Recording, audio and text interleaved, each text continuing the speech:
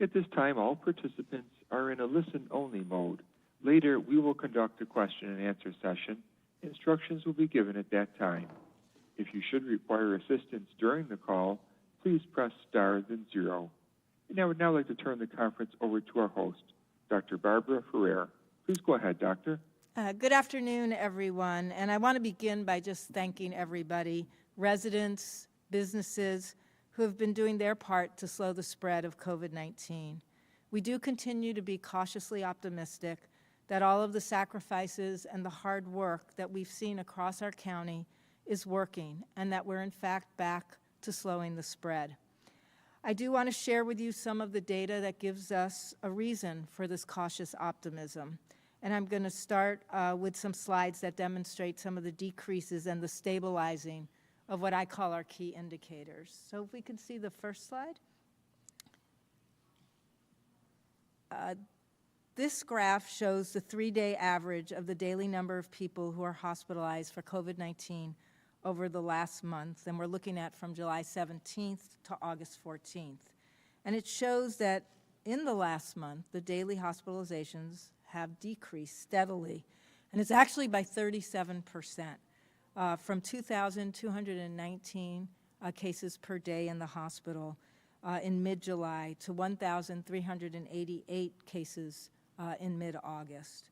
The decreasing number of daily hospitalizations is one of our best indicators that our efforts over the last few weeks are actually working, as it's an accurate representation of how many people are currently seriously ill from the virus, and we also haven't had any data problems with the source of information around daily hospitalizations.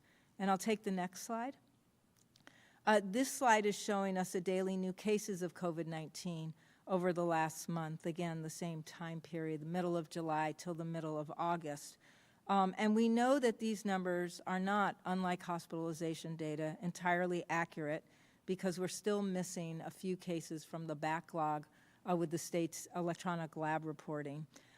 But nonetheless, the trend is steadily now moving in the right direction. In mid-July, the average reported new cases per day was around 3,200, and in mid-August, the average number of daily new cases is a little over 2,000 per day. Take the next slide. An even more telling indicator around community spread is the 7-day average of positive COVID-19 test results. And this graph shows us the 7-day average of the daily percent of COVID-19 tests with a positive result. In late July, you can see we experienced about a 10% positivity rate, but in mid-August, this rate has decreased to about 6%. Now again, the positivity rate and the case rate will be affected by the backlog cases from the state lab reporting. But we anticipate at this point, because they're spread over many days, that this steady decrease will hold. We'll take the next slide. Every death of a member of our community, as you know, is a horrible tragedy. And we've lost more than 5,000 beloved community members since the beginning of the pandemic. Adults of all ages, including almost 400 people under the age of 50, and from all across the many neighborhoods in LA County, are among those who have tragically passed away. In late July, our average daily reported deaths was 43. And as you could see on this slide, in mid-August, we're seeing an average of around 30 reported deaths per day. These are all promising developments that represent the hard work and the difficult choices that are being made by residents and businesses every single day. We know from the past that when we work together, we slowed the spread, and it seems that we've done just that again.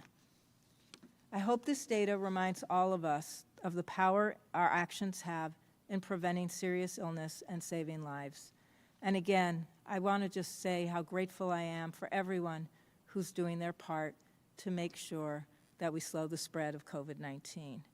We do still have a ways to go to reduce community transmission enough to be able to have confidence that the timing would be right to reopen our schools and get more people back to work. We don't want infections from the community coming back into our schools and creating an increase of outbreaks that then increases the amount of community transmission we're going to see. The next slide, please. The state does monitor all the counties on 6 indicators to determine their progress in slowing the spread of COVID-19. These indicators include testing capacity, how much transmission of the virus is happening in the community, how many people are currently hospitalized for COVID-19, and the capacity of hospitals to care for people with COVID-19 with an adequate number of available intensive care unit beds and ventilators. The state is watching all of the counties closely on these indicators to understand our progress in controlling the transmission, and also to provide us with technical assistance when we need it. But ultimately, this information informs decisions the state is making about how counties can proceed with reopenings. Right now, according to our data, it seems like LA County is meeting 5 of the state's 6 indicators. Our testing numbers exceed the state's threshold of needing to perform more than 150 tests per 100,000 people every day. Currently, and this is thanks to Dr. Galley and her team's great work, LA County's 7-day average indicates that there are at least 181 tests performed each day for every 100,000 residents. And the county does have capacity to test more people for COVID-19, so if you're experiencing symptoms or your provider asks that you get tested, I encourage you to go ahead and get tested. As I mentioned earlier today, we're moving in the right direction with the 7-day average testing positivity rate. And now we've met the state's threshold of having a testing positivity rate below 8%. Our current testing positivity rate is 6%. And although this number may change a bit as we update our positivity rates based on the backlog of lab reports from the ELR, we are again confident that the number should stay below the state's threshold of 8%. We're also meeting thresholds for both daily hospitalizations and hospital capacity. We're seeing decreases in the daily number of people who are hospitalized for COVID-19 in LA County, and we have an adequate supply of both intensive care unit beds and ventilators.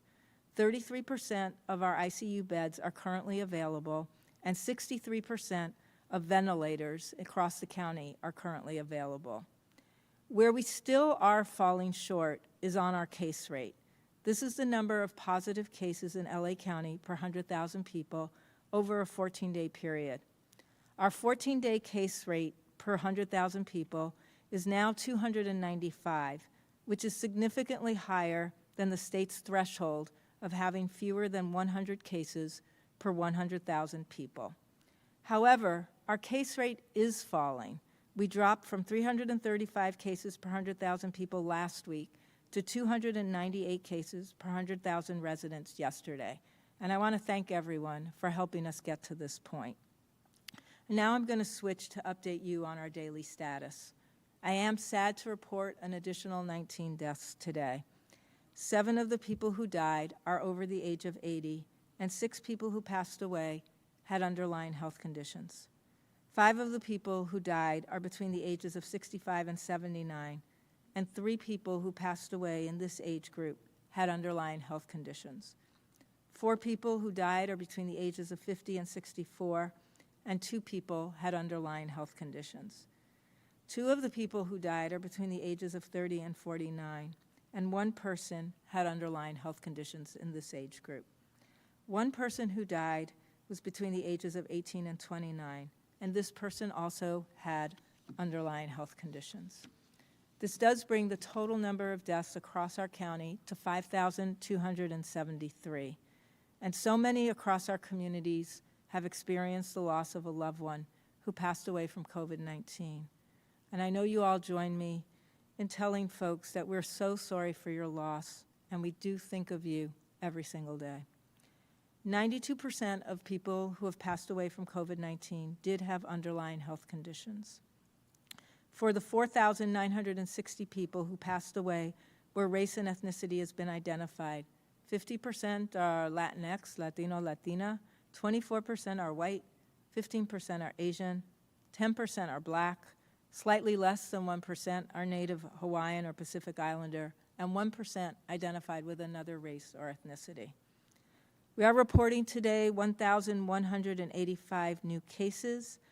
We have a small number of cases included here from the state's backlog, but as you note, our Sunday and Monday numbers, both on deaths and cases, reflect the fact that there's not a lot of reporting that happens over the weekend. This does bring the total number of cases in LA County to 223,131. These cases include a total of 9,637 cases reported by our partners in the city of Long Beach and 2,230 cases reported by the city of Pasadena. We're reporting a total of 1,348 confirmed cases among people experiencing homelessness. Of all of our cases today, there's 1,341 confirmed cases of people who are currently hospitalized. 33% of the people are confirmed cases in the ICU, and about 19% are people who are on ventilators.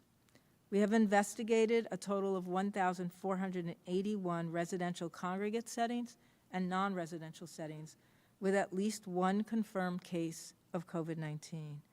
Of these, we currently have 891 ongoing investigations and 590 closed investigations. Our residential settings include nursing homes, assisted living facilities, shelters, treatment centers, supportive living, and correctional facilities. Our non-residential settings include workplaces, food and retail, and educational settings. The total number of confirmed cases now in our institutional settings is 30,129. 15,606 of the confirmed cases are among residents, and 14,523 are among staff.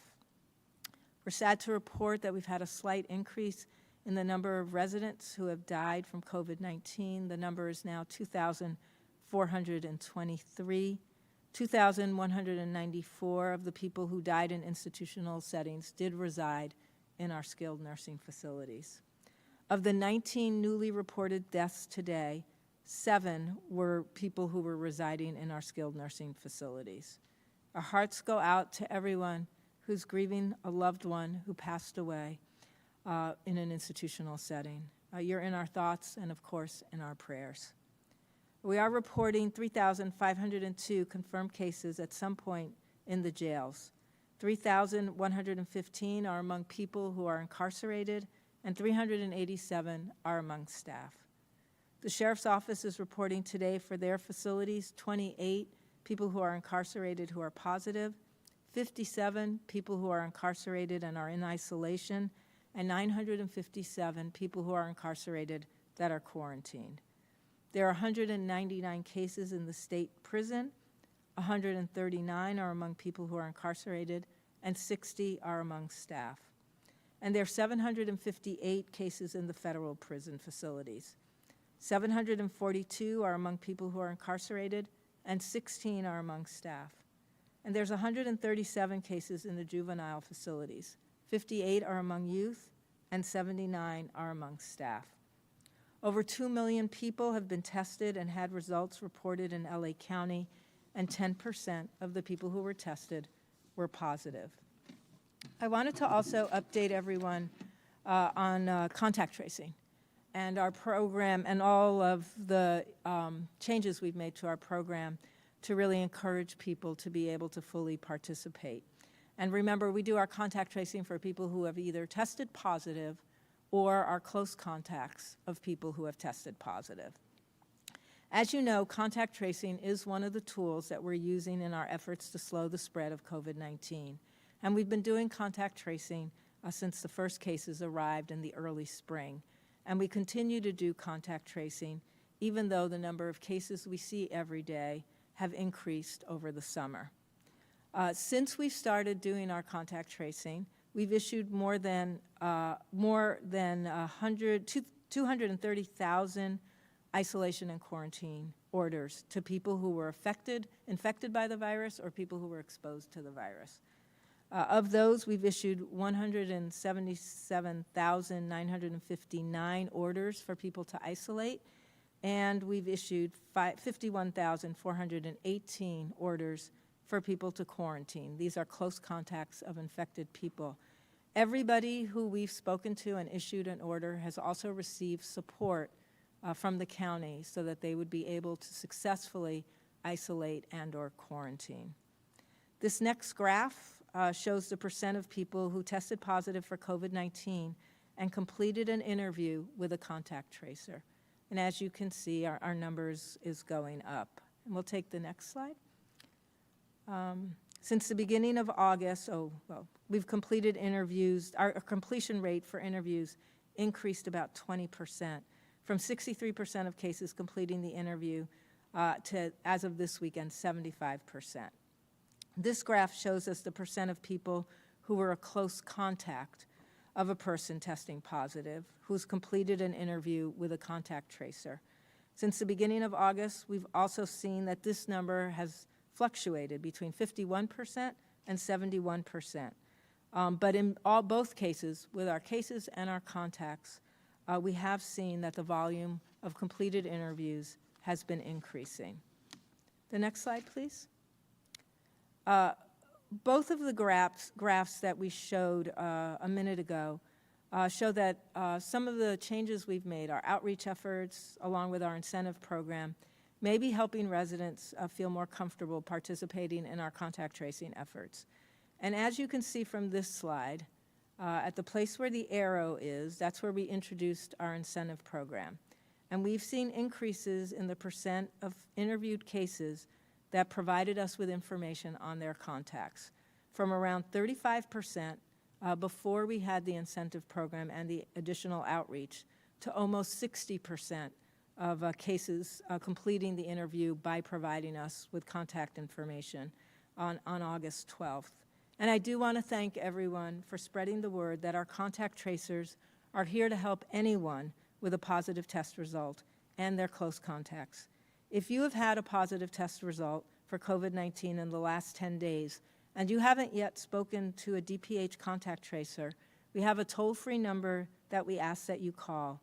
It's 1-833-540-0473. And staff will be available to help you 7 days a week from 8 in the morning till 8:30 at night. Finally, I want to talk a little bit about what we call higher risk activities. And this is especially about gatherings. Across the country and here in LA County, we've seen many reports of gatherings for parties, weddings, and other celebrations that have resulted in participants unknowingly infecting other attendees. These gatherings, especially when they're indoors, have enormous potential for infecting many people. We know that a person can be positive for COVID-19 and able to transmit the virus to others without ever having any symptoms or even being aware that they're infected. If this person attends a gathering, especially indoors, where they're socializing, eating, drinking, potentially not wearing a face covering or distancing, they can easily infect many other people who are at the gathering doing the same. And we have many examples here in our county and across the country of gatherings, parties, and services that did result in outbreaks of COVID-19. We've seen outbreaks from gatherings on college campuses, fraternity and sorority houses, restaurants, from our protests, churches, and at people's homes all across the country. And some of these gatherings have resulted in tragic loss of life and in serious illness. We do all want to be with others, and this is natural to want that personal, intimate connection. But some of these are what we consider non-essential activities, and they carry with them a lot of unnecessary risk that often results in the spread of the virus from social gatherings, from a social gathering to a family member at your home, and then to the many workplaces where exposed people are going each day. Please, we ask that you remember what's at stake if you're thinking about organizing or attending a gathering. What feels like a harmless social gathering could result in many people infecting others, and some people becoming sick. At this point in our recovery journey, it's simply not worth the risk that you're taking for yourself, for your friends, and for our families. For organizations and religious institutions, we're here to help you find ways to do as many of your activities outdoors as possible. And this is the safest way, particularly for our religious organizations, for your congregations and your parishioners. You may have heard that there are some legal issues that were involving a Sun Valley church that was not complying with the health officer orders, and I'm not going to comment on the specifics of that lawsuit. I do want to note that holding indoor worship services can create dangerous conditions that make it easier to transmit the virus. We do continue to extend our hand to every single faith-based organization and to do our utmost to help you and your congregants find acceptable ways of worshiping safely outdoors. Many houses of worship we know are already doing this, and we thank you for all your efforts. It's a wonderful show of fellowship and concern for our community. The only objective in our health officer orders is to protect the health of every resident. Our team is prepared, and we're willing to offer guidance to all of the institutions in LA County, including our houses of worship, to help make sure that they're part of the effort to keep residents, employees, and visitors safe. And in closing, I do want to thank everyone across the LA community for using the tools that we have right now to slow the spread of COVID-19. And as a reminder, wearing that cloth face covering over your nose and mouth, avoiding gatherings, keeping physical distance from others when you're out of your home, and frequently washing your hands are the activities and actions that we know help slow the spread. But we have to continue doing them, and we have to continue to be diligent. This is not a time to let down our guard. The data suggests we're headed in the right direction in reducing transmission of the virus, and this is a testament to all of the residents and businesses who understand and take to heart their role in getting us to the other side of the pandemic, with fewer cases, illnesses, and deaths. And now we'll take your questions. Ladies and gentlemen, if you wish to ask a question, please press 1, then 0 on your telephone keypad. You may withdraw your question at any time by repeating the 1-0 command. If you're using a speakerphone, please pick up the handset before pressing the numbers. Once again, if you have a question, please press 1, then 0 at this time. And the host requests that you ask 1 or 2 questions, please. First, we turn to the line of Claudia Piscuta with KNX News Radio. Please go ahead. Thank you. If you can provide any details about the LA Unified testing plan, I'd appreciate it.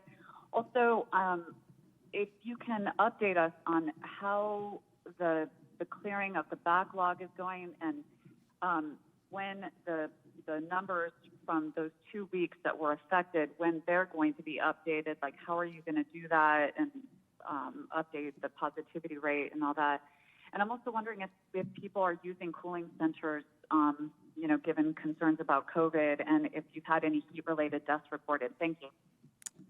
Yeah, thanks, Claudia. So let me just start with I know that LA Unified released this morning information on a plan that they're pulling together with many collaborative partners from all across the country to be able to roll out both a pilot testing program and then, once schools reopen for LAUSD, a more expansive testing program. I do want to note that it would be best to talk to LA Unified about the details of their plan. We're always happy to work with all of our superintendents and all of the school districts on their plans for when we are going to be reopening, but I would leave the details on their testing plan for the superintendent to address. An update on our backlog. Yes, we're working closely with the state. We think we've probably updated over the course, as you noted, of the last week and a half, probably close to 1,500, 1,600 cases. We still think we're missing cases. We're working really closely with the state, particularly with a couple of the larger labs, to see if we can backtrack and figure out how many lab results for LA County have not been reported to us yet. I don't have the timeline on that. I can just say that the state is working really hard with us to make sure that we have those numbers. And once we do have all those cases, we will go back and update the case numbers, going back in time. Obviously, that will affect the rolling averages that we, talk about for both our cases and our testing positivity rate. The cooling centers, I do want to note that the cooling centers have protocols for operating during this extended heat wave with all of the safety precautions possible, both on distancing and on infection control. I thank all of the agencies that have stepped up and opened their doors, adhered to the protocols that are there to make sure that as people go to them, they're going to a place with as many safety precautions being taken as possible. And I do want to urge people, because we still have at least 3 or 4 more days of excessive heat, to feel comfortable using those cooling centers. There's a lot of distancing requirements there. Please, you'll have to wear your face covering, but they are set up to be as safe as possible, and also to make sure that people are protected from the excessive heat. I don't have any information yet on heat-related deaths, but obviously we are tracking the numbers, and we'll be able to issue a report after the heat wave, hopefully within a couple of days. But now I'll take the next question. Next, we turn to the line of Patrick Healy with NBC4. Please go ahead. Thank you very much. Hello, Doctor. Hi. I'm curious. I was looking through your locations data on your website, and maybe I'm not reading it correctly. Are there any cases, any outbreaks reported in child care settings? And if I could ask a question again, you explained it last week, but I didn't get it entirely. How is that 14-day case rate computed? Thank you. Yeah, thanks so much for both those questions, Patrick. We have had some outbreaks in child care centers. We haven't had a lot. I want to thank our child care community. They've had, since the beginning, a set of protocols, and they've adhered to them, and I think that's really helped reduce the rates of infections. And just as a reminder, we're only going to capture outbreaks at child care settings on our list, which is what I'm assuming you're looking at, Patrick. If, in fact, there have been 3 or more cases over a 14-day period, and, in fact, we've been notified that there's an epi-link for those cases. There are some instances where folks may report to us that there are some cases, and this isn't just at child care centers, this could be anywhere. When our team goes in and does the interviews, they realize that the cases aren't linked at all to being at the child care center, in which case it may look like we have a cluster of cases, but there's actually not an outbreak because we've identified other sources of transmission.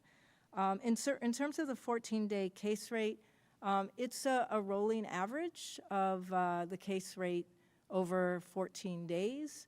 I'm happy to have our data team, Patrick, just send you a written explanation of how that's computed, because I think that will be easier than trying to talk through it without some numbers in front of us. But we can follow up with you today and just give you the written explanation with some numbers so you could see how that computation is happening. Would that be helpful?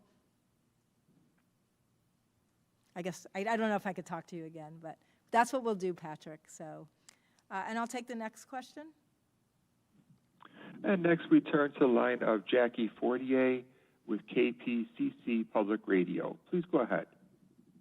Good afternoon, Doctor. I'd like to ask a little bit more about the LA Unified separate testing and contact tracing. How was the health department involved in the plan, and will you now, coordinate these programs, especially with contact tracing already going on? And why do you think LAUSD thought they needed to take this step? Thank you. Yeah, those are great questions.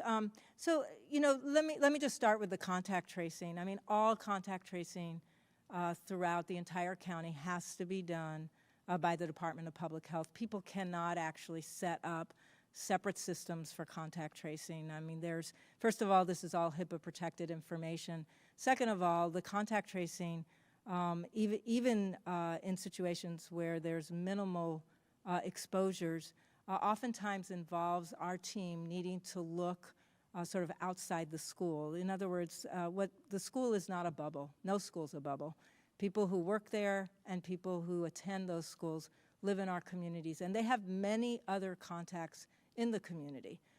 So the contact tracing efforts need to be led by the Department of Public Health, and I know that the superintendent and his team are well aware of that, but we do appreciate all kinds of efforts to help us, and as a matter of fact, we've already posted on our website a whole set of directives around outbreak management in schools so that those partnerships that we need with school buildings and principals and staff at schools are well understood before students actually end up returning to their campuses for in-classroom instruction.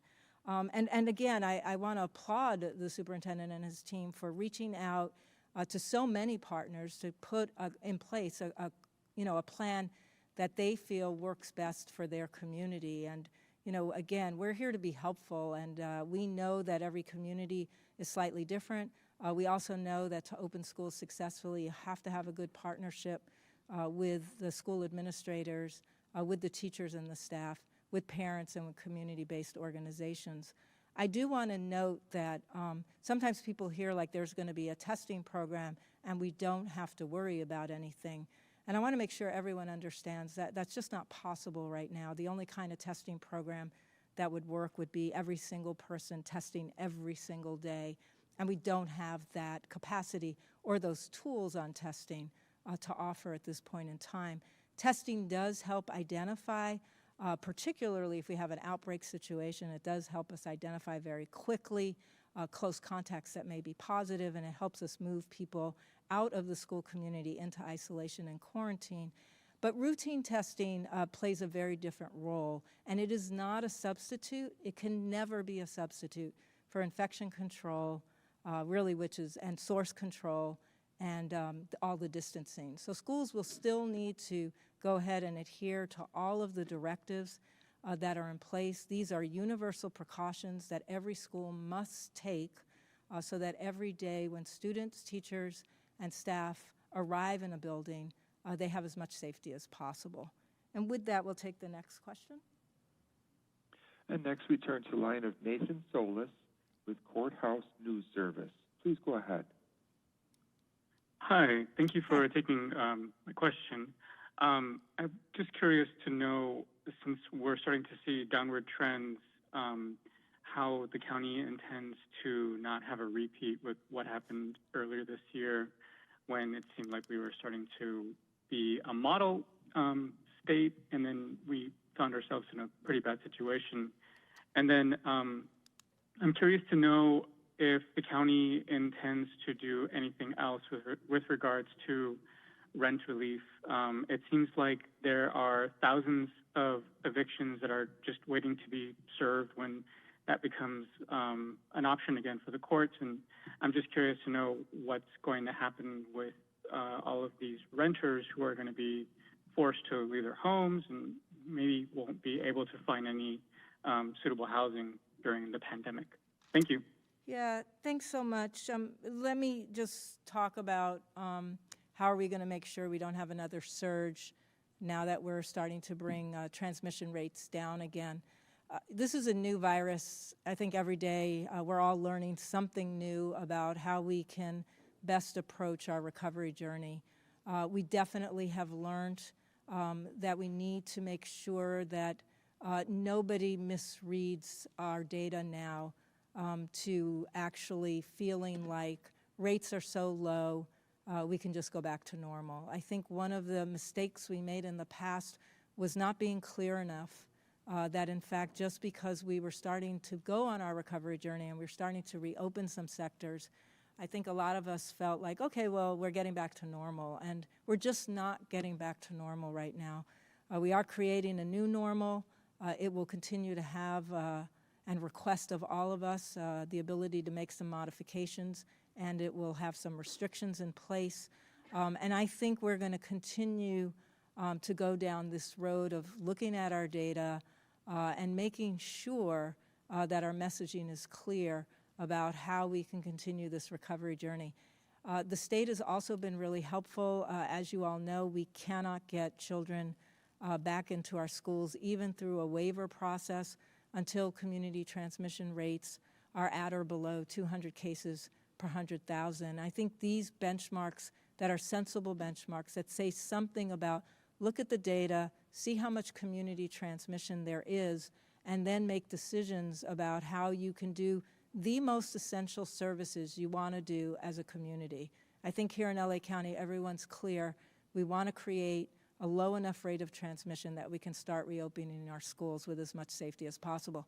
And that's our goal right now. Stay really focused on getting our community transmission rates way down so that we can, in fact, start with the reopening through the waiver process of schools for in-classroom education for students TK through grade 6. We do have time for one more question. And our final question then comes from the line of Haley Magoya with LA Daily News. Please go ahead. Hi, I am aware that there are hundreds of salons across the state, including several in LA County, that have plans to open up today in defiance of health orders. So I just wanted to know if you have any comment on that and if you might be able to explain why indoor operations at salons are still supposed to be closed. Yeah, thanks a lot. So I think I want to start by thanking and acknowledging that many of these salons invested a lot of money, a lot of time in June and July, to creating their spaces to adhere to guidance that was put out both by the state and us for being able to operate with as much safety as possible during the pandemic. And I know how frustrating it is to those very same salons to be told a few weeks later that they have to move everything outdoors. Again, I want to note there's emerging evidence that suggests that transmission rates are just significantly higher in indoor settings than outdoor settings. And I ask for everyone's patience because if we knew now what we knew at the very beginning, we would have taken some very different steps all along the way. As we learn more information from the scientists and from the researchers, we do need to be able to adjust and have that flexibility to adjust so that we can, in fact, make sure that we're limiting the spread of this virus, reducing the amount of people who are getting sick, and reducing the amount of people who are dying. But I do appreciate how much heartache there is and how frustrating it must be for all of the salon operators at this point in time. What I can say is this is a state order for us to move all of these sectors outside. As long as we can't reduce our community transmission rates low enough to be able to say to the state that we can get off the state monitoring list, we'll be subject to this restriction. So I urge everyone, let's just stay the course right now, keep closed indoor operations as required in the hopes that within weeks we are actually getting to a place where we can get off the state's monitoring list. I think that's the goal for all of us.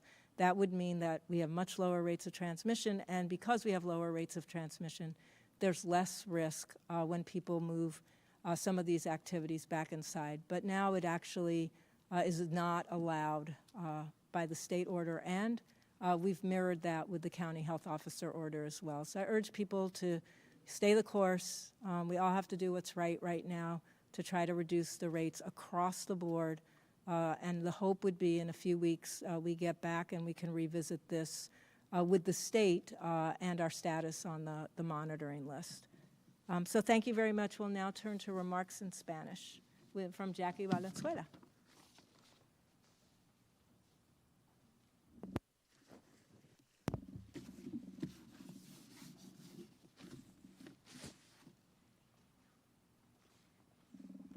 Buenas tardes. Queremos comenzar agradeciendo a todos residentes y negocios que han estado haciendo su parte para frenar la propagación de COVID-19. Seguimos siendo cautelosamente optimistas de que todo el sacrificio y el arduo trabajo que hemos visto en nuestro condado está funcionando. y que de hecho estamos volviendo a frenar la propagación de este virus. Queremos compartir con ustedes los datos que nos afirman de este cauteloso optimismo. Nos gustaría mostrarles algunos gráficos que nos demuestran las disminuciones y la estabilización de algunos de nuestros indicadores claves. First slide, please. Este gráfico muestra el promedio de 3 días de la cantidad diaria de personas hospitalizadas por COVID-19 durante el último mes, del 17 de julio al 14 de agosto. De mismo modo, demuestra que en el último mes las hospitalizaciones han disminuido en un 37%, de 2.219 a mediados de julio a 1.388 a mediados de agosto. La disminución del número de hospitalizaciones diarias es una de las mejores señales de que nuestros esfuerzos durante las últimas semanas están funcionando, ya que es una representación precisa de cuántas personas están actualmente gravemente enfermas por el virus. Next slide. Este gráfico muestra nuestros nuevos casos diarios de COVID-19 durante el último mes. Sabemos que estos números no son una descripción de todo precisa del número diario de casos nuevos debido a problemas con los sistemas de datos del Estado y otras demoras en los informes. Sin embargo, observar la tendencia durante un mes demuestra en general una disminución significativa. A mediados de julio, el promedio de casos nuevos reportados por día era de alrededor de 3.200 y a mediados de agosto el número promedio de casos nuevos diarios era un poco más de 2.000 por día. Next slide. Quizás un indicador aún más revelador es el promedio de 7 días de resultados positivos de la prueba de COVID-19. En este gráfico observamos el promedio de 7 días del porcentaje diario de pruebas de COVID-19 con un resultado positivo. A finales de julio experimentamos una tasa de positividad del 10%. A mediados de agosto la tasa disminuyó a alrededor del 6%. Next slide. Cada fallecimiento de un miembro de nuestra comunidad es una tragedia y hemos perdido a más de 5,000 miembros hasta la fecha desde el comienzo de la pandemia. Los adultos de todas las edades, incluidas casi 400 personas menores de 50 años y de todos los vecindarios del condado de Los Ángeles, se encuentran entre los fallecidos.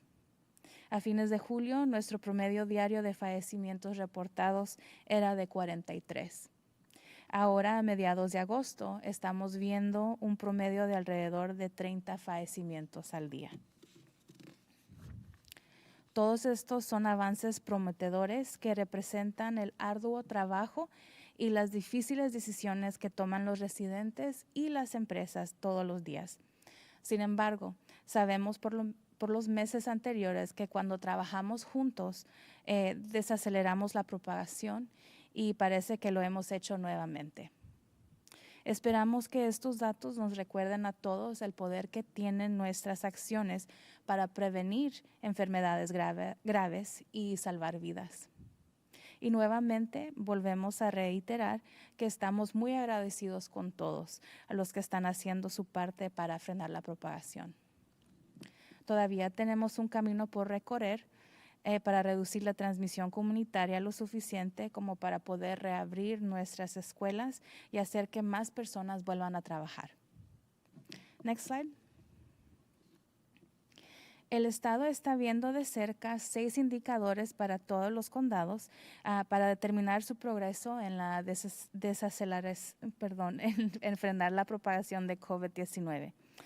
Estos indicadores incluyen la capacidad de prueba, cuánta transmisión del virus está ocurriendo en una comunidad, cuántas personas están actualmente hospitalizadas por COVID-19 y la capacidad de los hospitales para atender a las personas con COVID-19 con un número adecuado de unidades de cuidados intensivos disponibles, camas y ventiladores. El Estado está observando de cerca a todos los condados en estos indicadores para comprender su progreso en el control de la transmisión, brindar asistencia técnica a los condados que la necesitan y, en última instancia, tomar decisiones sobre cómo los condados pueden proceder con las reaperturas. En este momento, el condado de Los Ángeles está cumpliendo con 5 de los 6 indicadores del Estado. Nuestras cifras de pruebas superan la cifra estatal de que debemos realizar más de 150 pruebas por cada 100,000 personas cada día. Actualmente, el promedio de 7 días del condado de Los Ángeles indica que se realizan 181 pruebas por día por cada 100,000 residentes. El condado tiene capacidad para realizar pruebas de COVID-19 a más personas, así que si tienes síntomas, los animamos a que se hagan la prueba. Como mencionamos anteriormente, hoy estamos moviéndonos en la dirección correcta con el promedio de la tasa de positividad de pruebas de 7 días y ahora hemos alcanzado la cifra estatal de una tasa de positividad de prueba por debajo del 8%. Nuestra tasa actual de positividad en las pruebas es del 6%. Aunque este número puede cambiar un poco a medida que seguimos recibiendo informes de laboratorio atrasados por la acumulación de datos del Estado. También estamos alcanzando las cifras tanto de hospitalizaciones diarias como de capacidad hospitalaria. Estamos viendo una disminución en la cantidad diaria de personas hospitalizadas por COVID-19 en el condado de Los Ángeles y tenemos un suministro adecuado, tanto de camas disponibles en unidades de cuidados intensivos como de ventiladores. El 33% de nuestras camas en unidades de cuidados intensivos están disponibles actualmente y el 63% de los ventiladores están disponibles actualmente. Donde todavía nos estamos quedando cortos es en nuestra tasa de casos. Este es el número de casos positivos en el condado de Los Ángeles por cada 100,000 personas durante un periodo de 14 días. Nuestra tasa de casos de 14 días por cada 100,000 personas es 295, que es significativamente más alta que la cifra que requiere el Estado, cual es menos de 100 casos por cada 100,000 personas. Sin embargo, nuestra tasa de casos está disminuyendo. Bajamos de 335 casos por cada 100,000 habitantes la semana pasada a 298 casos por cada 100,000 personas ayer. Para actualizarnos, nos da tristeza informar 19 fallecimientos adicionales. Esto eleva el número total de fallecimientos a 5,273 en el condado de Los Ángeles. El 92% de las personas que han muerto a causa de COVID-19 tenían problemas delicados de salud. De las 4,960 personas que han fallecido donde se identificó la raza etnicidad, el 50% son latinos, el 24% son blancos, el 15% son asiáticos, el 10% son afroamericanos, menos de 1% son nativos de Hawái o de las islas del Pacífico y el 1% son de otra raza etnicidad. Estamos reportando 1,185 casos nuevos hoy. Seguimos recibiendo una pequeña cantidad de casos a causa del atraso del Estado. Esto eleva el número total de casos en el condado de Los Ángeles a 223,131. Estamos reportando 1,348 casos confirmados entre personas sin hogar. Entre estos casos, 404 fueron remitidos a sitios de aislamiento y cuarentena para ser aislados adecuadamente. Actualmente se encuentran hospitalizados 1,341 casos confirmados. 33% de estas personas son casos confirmados Actualmente se encuentran hospitalizados 1,914 casos confirmados y sospechosos, y el 19% están en ventiladores. Hemos investigado un total de 1,481 entornos congregados residenciales y no residenciales con al menos un caso confirmado de COVID-19. Y el total de casos confirmados en entornos institucionales es de 30,129, incluidos tanto el personal como los residentes. 15,606 de estos casos confirmados son residentes y 14,523 son empleados. Nos da tristeza informar que 2,423 residentes en entornos institucionales han fallecido por COVID-19. 2,194 de estas personas residían en centros de enfermería especializada. De los 19 fallecimientos reportados hoy, 37% fueron fallecimientos asociados con centros de enfermería especializada. Estamos reportando 3,502 casos confirmados en algún momento en instalaciones carcelarias, 3,115 entre personas que están encarceladas y 387 empleados. La oficina del alguacil reporta para sus instalaciones que 28 personas encarceladas han dado positivo por COVID-19. 57 personas encarceladas están aisladas y 957 están en cuarentena. Hay 199 casos en la prisión estatal y 758 casos en las prisiones federales. Hay 137 casos en las instalaciones juveniles. Más de 2 millones de personas se han hecho la prueba de COVID-19 y se han informado resultados al condado de Los Ángeles.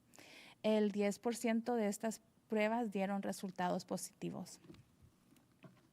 Hoy también nos gustaría informarles sobre el rastreo de contactos y nuestro programa para brindar incentivos a las personas, ya sean personas que dieron positivo a la prueba o sus contactos cercanos, que completan la entrevista de rastreo de contactos. Como saben, el rastreo de contactos es una de las herramientas que estamos utilizando en nuestros esfuerzos por frenar la propagación de COVID-19.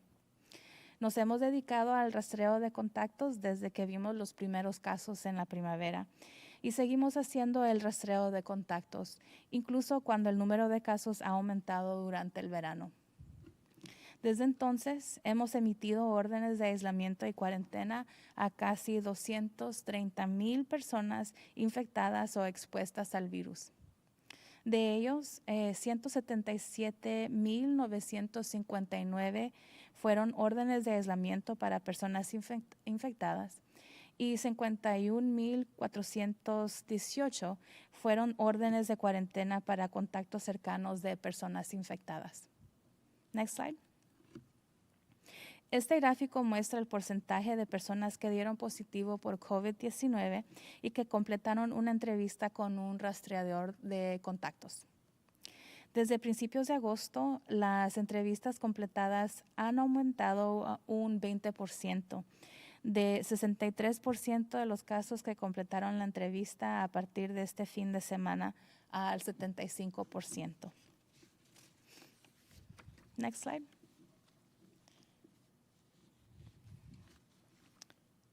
Este gráfico muestra el porcentaje de personas que estuvieron en contacto cercano con una persona que dio positivo y que completaron una entrevista con un rastreador de contactos.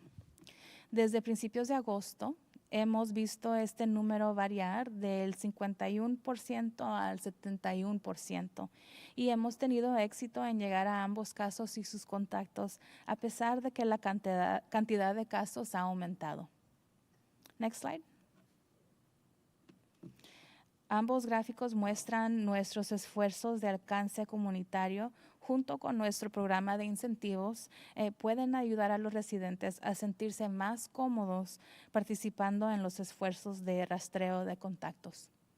Como pueden ver en este gráfico, desde que presentamos nuestro programa de incentivos, hemos visto un aumento en el porcentaje de casos entrevistados que proporcionan uno o más contactos, de alrededor del 35% antes del programa a casi el 60% el 12 de agosto.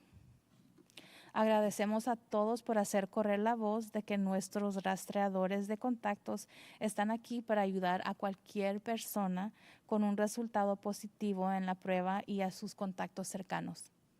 Si ha tenido una prueba de laboratorio positiva para COVID-19 en los últimos 10 días y aún no ha hablado con un rastreador de contactos del Departamento de Salud Pública, llame al 1-833-540-0473. El personal está disponible para ayudar los 7 días de la semana, desde las 8 de la mañana a las 8:30 en la noche. Finalmente, nos gustaría hablar un poco sobre las actividades de alto riesgo, especialmente las reuniones.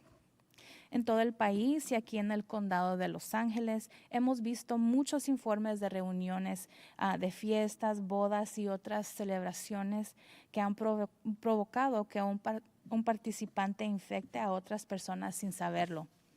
Estas reuniones, especialmente cuando se realizan en interiores, tienen un potencial enorme para infectar a muchas personas. Sabemos que una persona puede ser positiva por COVID-19 y ser capaz de transmitir el virus a otras personas sin tener síntomas o sin saber que están infectadas. Si esta persona asiste a una reunión, especialmente en espacios interiores donde está socializando, comiendo, bebiendo y posiblemente sin cubrirse la cara o distanciarse, puede infectar fácilmente a muchas otras personas que están haciendo lo mismo.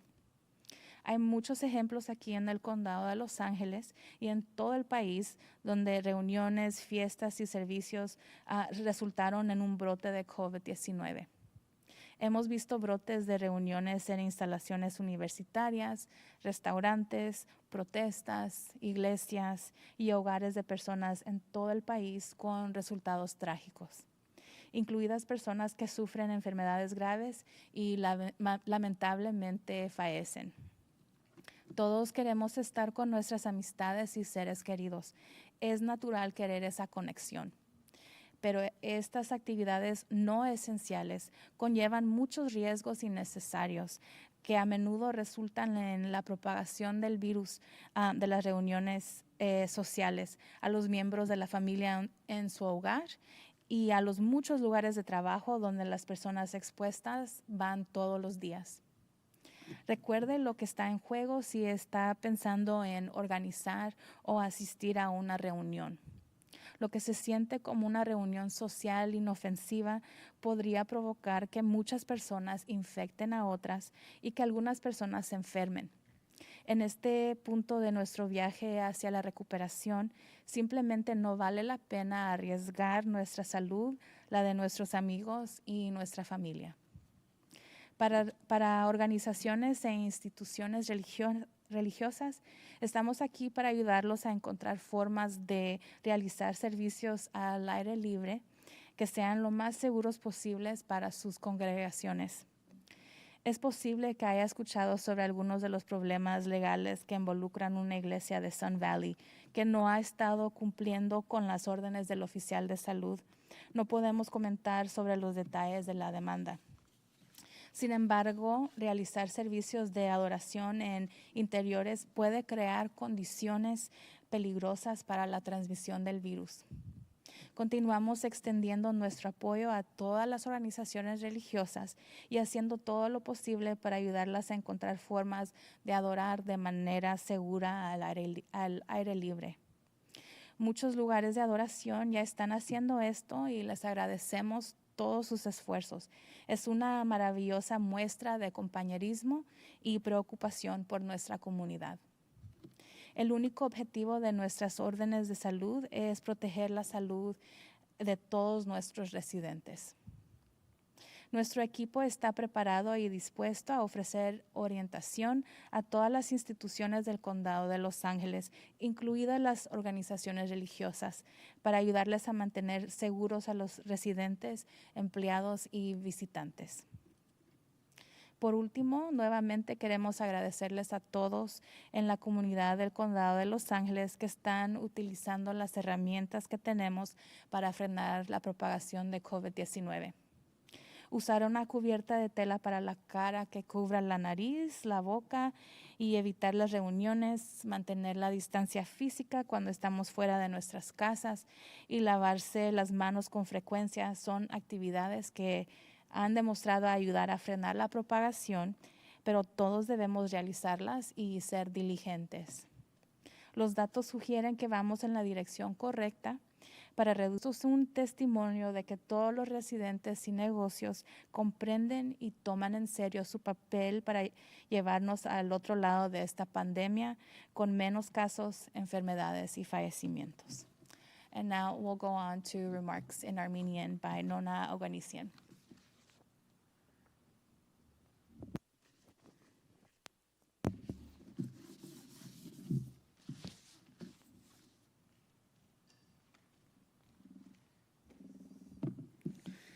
Բարի օր բոլորին։ Ես ուզում եմ շնորհակալություն հայտնել բոլորին, բնակիչներին եւ բիզնեսներին, ովքեր իրենց ջանքերն են օգտագործում COVID-19-ի տարածումը դանդաղեցնելու համար։ Մենք շարունակում ենք զգուշորեն լավատես լինել եւ մենք իրականում վերադառնում ենք վիրուսի տարածման դանդաղեցմանը։ Ես ուզում եմ ձեզ հետ կիսել այն տվյալները, որոնք մեզ հիմք են տալիս այս լավատեսության համար։ Այսօր ցավով հայտնում ենք եւս 19 մահվան մասին։ Այս մարդկանցից 7-ը 80 տարեկանից բարձր են, որոնցից 6-ը ունեցել են ուղեկցող առողջական խնդիրներ։ 5-ը 65 տարեկանից 79 են եւ 3-ը ունեցել են ուղեկցող առողջական խնդիրներ։ 4 անձի տարիքը 50-ից 64-ն է եւ 2-ը ունեցել են ուղեկցող առողջական խնդիրներ։ Մեկ անձը 18 տարեկանից 29 է եւ ունեցել է ուղեկցող առողջական խնդիրներ։ Երկուսը 30 տարեկանից 49 են, որոնցից մեկը ունեցել է ուղեկցող առողջական խնդիրներ։ Սա բերում է ընդհանուր մահերի թիվը 5273-ի Լոս Անջելես շրջանում։ Էթնիկ պատկանելությունը հետևյալն է. 50% լատինեքս, 24% սպիտակ, 15% ասիական, 10% աֆրոամերիկացիներ, 1% հավայան եւ 1% մեկ այլ ռասա էթնիկ խումբ։ COVID-19-ով մահացած անձանց 92%-ը ունեցել են ուղեկցող առողջական խնդիրներ, ինչը կարևորում է այն անձանց, ովքեր առողջական խնդիրներ ունեն, մնալ տանը եւ հնարավորինս խուսափել սերտ կապերից։ Այսօր մենք հայտնում ենք 1185 նոր դեպքերի մասին եւ սա բերում է Լոս Անջելես շրջանի դրական դեպքերի ընդհանուր թիվը 223131-ի։ Այս դեպքերը ներառում են Լոնգ Բիչ քաղաքում մեր գործընկերների կողմից գրանցված 9637 դեպքեր, իսկ Փասադենա քաղաքի կողմից գրանցված 2230 դեպքեր, որոնք ունեն անկախ առողջապահական բաժանմունքներ։ Մենք հայտնում ենք 1348 հաստատված դեպք անօթևան ապրող մարդկանց շրջանում։ Ապաստան գտած 404 անձիկ պատշաճ կերպով մեկուսացված են եւ սերտ կապերը կարանտինացված։ Ներկայումս հոսպիտալացվել են 1341 մարդ, որոնցից 33%-ը գտնվում են ինտենսիվ խնամքի բաժանմունքում, իսկ 19%-ը միացված են շնչառական օդափոխիչների։ Ներկայումս քննություններ են կատարվում 1481 ինստիտուցիոնալ բնակչության հաստատություններում։ Դրանց թվում են ծերանոցներ, ապաստաններ, բուժման կենտրոններ, օժանդակվող բնակելի հաստատություններ եւ քրյա կատարողական հիմնարկներ։ Ցավով ենք հայտնում, որ 2423 մարդ, ովքեր ապրում են ինստիտուցիոնալ պայմաններում, մահացել են COVID-19-ից։ Ինստիտուցիոնալ միջավայրում բնակվող մահացածների 49%-ը բնակվում են հմուտ բուժքույրական հաստատություններում։ Ինստիտուցիոնալ միջավայրում հաստատված ընդհանուր դեպքերը 30,129 են, ներառյալ անձնակազմը և բնակիչները։ Այս դեպքերից 15,606-ը բնակիչներ են և 14,523-ը անձնակազմ։ 199 դեպքեր նահանգային բանտերում, 139 բանտարկյալ և 60 աշխատակազմ։ Մենք զեկուցում ենք հաստատված 3500 դեպքեր քրեա կատարողական հիմնարկներում, 3115 դատապարտյալ և 387 աշխատող։ 758 դեպք ֆեդերալ բանտերում, 742 բանտարկյալ և 16 աշխատակազմ, 137 դեպք անչափահասների հաստատություններում, 58 բանտարկյալ և 79 աշխատակազմ։ Եվ Լոս Անջելես շրջանի արձանագրված բոլոր նոր դեպքերի զեկույցը կարող եք տեսնել առողջապահության վարչության կայքում publichealth.lacounty.gov։ Ավելի քան 2 միլիոն մարդ տեստավորվել են և արդյունքները զեկուցվել են Լոս Անջելես շրջան, որոնցից 10%-ը դրական են։ Հետադարձ կապ։ Ես կցանկանայի նաև ձեզ թարմացնել շփման հետքերով մեր ծրագիրը խրախուսանքներ տրամադրելով մարդկանց, ովքեր դրական են փորձարկվել կամ նրանց սերտ կապերը, ովքեր ավարտում են կոնտակտային հետքերով հարցազրույցը։ Ինչպես գիտեք, կոնտակտային հետքերը այն գործիքներն են, որոնք մենք օգտագործում ենք COVID-19-ի տարածումը դանդաղեցնելու համար։ Մենք զբաղվել ենք շփման հետքերով, քանի որ առաջին դեպքերը տեղի են ունեցել այս գարնանը,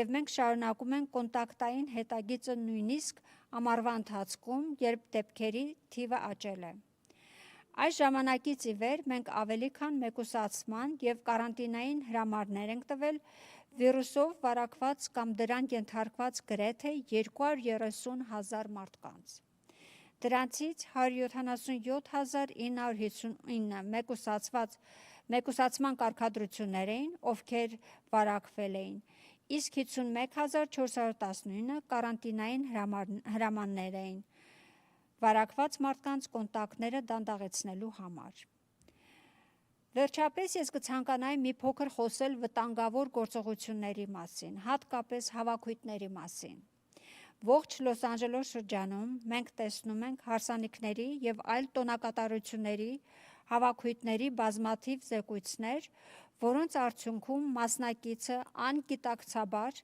վարակում է մյուս ներկաներին։ Այս հավաքույթները, մանավանդ այն դեպքերում, երբ դրանք փակ տարածքում են կայանում, հսկայական ներուժ ունեն շատ մարդկանց վարակելու համար։ Մենք գիտենք, որ մարդը կարող է դրական լինի COVID-19-ի համար և ի վիճակի լինի վիրուսը փոխանցել ուրիշներին առանց որևէ ախտանիշ ունենալու կամ իմանալու, որ վարակված է։ Եթե այս մարդը հաճախում է հավաքույթ, հատկապես փակ տարածքում, որտեղ նրանք շփվում են, ուտում, խմում և հնարավոր է չունեն կտորե դիմակ կամ 6 ոտք հեռավորություն չեն պահպանում, ապա նրանք հեշտությամբ կարող են վարակել շատ այլ մարդկանց, ովքեր նույնն են անում։ Այստեղ շատ օրինակներ կան Լոս Անջելես շրջանում հավաքույթների, երեկույթների և ծառայությունների ամբողջ երկրում, ինչը հանգեցնում է COVID-19-ի բռնկմանը։ Մենք տեսել ենք բռնկումներ քոլեջի ճամբարներում, ռեստորաններում, բողոքի ցույցերում, եկեղեցիներում և տներում։ Ողբերգական արդյունքներով ծանր հիվանդությամբ տառապող անհատները ցավոք մահանում են։ Մենք բոլորս ուզում ենք լինել ուրիշների կողքին, բնական է ցանկանալը այդ կապը, բայց այս ոչ էական գործողությունները իրենց հետ կրում են մեծ վտանգ, իսկ հաճախ հանգեցնում են վիրուսի տարածումը սոցիալական հավաքույթներից, տանը գտնվող ընտանիքների անդամներից և այլ բազմաթիվ աշխատողներից, որտեղ կարող են գտնվել վարակված անձինք։ Խնդրում ենք հիշեք, թե ինչն է վտանգի ենթարկվում, եթե մտածում եք հավաքույթ կազմակերպել կամ մասնակցելու մասին։ Վերականգնման ճանապարհին մեր այս պահին պարզապես չարժի վտանգի ենթարկել մեր ընկերներին եւ մեր ընտանիքների առողջությունը։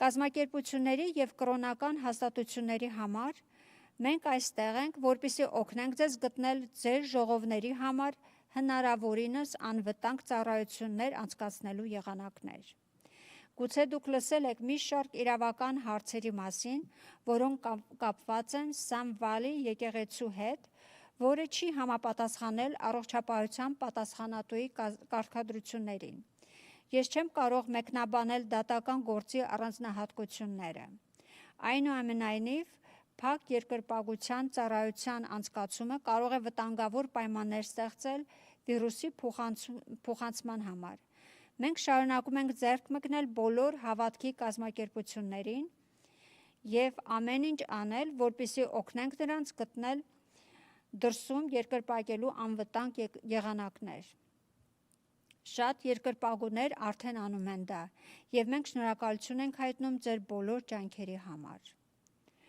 Այն հիանալի ցուցանիշ է մեր համայնքի համար։ Առողջապահության նախարարի պատվերների միակ նպատակը մեր բոլոր բնակիչների առողջության պաշտպանությունն է։ Մեր թիմը պատրաստակամ է առաջնորդություն առաջարկելու Լոս Անջելես շրջանի բոլոր հաստատություններին, ներառյալ հավատքի վրա հիմնված կազմակերպություններին, օգնելու նրանց բնակիչներին, աշխատակիցներին եւ այցելուներին։ Վերջում ես կրկին ուզում եմ շնորհակալություն հայտնել բոլորիդ Լոս Անջելես շրջանում, ովքեր օգտագործում են այն գործիքները, որոնք դանդաղեցնում են COVID-19-ի տարածումը։ Կտորի դիմակ հագնելը, որը քիթը եւ բերանն է ծածկում, հավաքույթներից խուսափելը, ֆիզիկական հեռավորություն պահպանելը եւ հաճախ ձեռքերը լվանելը այնպիսի գործողություններ են, որոնք ապացուցում են, որ օգնում են դանդաղեցնել տարածումը եւ մենք բոլորս պետք է անենք դրանք։ Տվյալները հուշում են, որ մենք գնում ենք ճիշտ ուղղությամբ։ Վիրուսի փոխանցումը նվազեցնելու համար եւ դա վկայություն է բոլոր այն բնակիչների եւ բիզնեսների համար, ովքեր հասկանում են իրենց դերը, նվազեցնելով դեպքերի, հիվանդությունների եւ մահերի քանակը։ Շնորհակալություն։ Thank you. This concludes the press conference.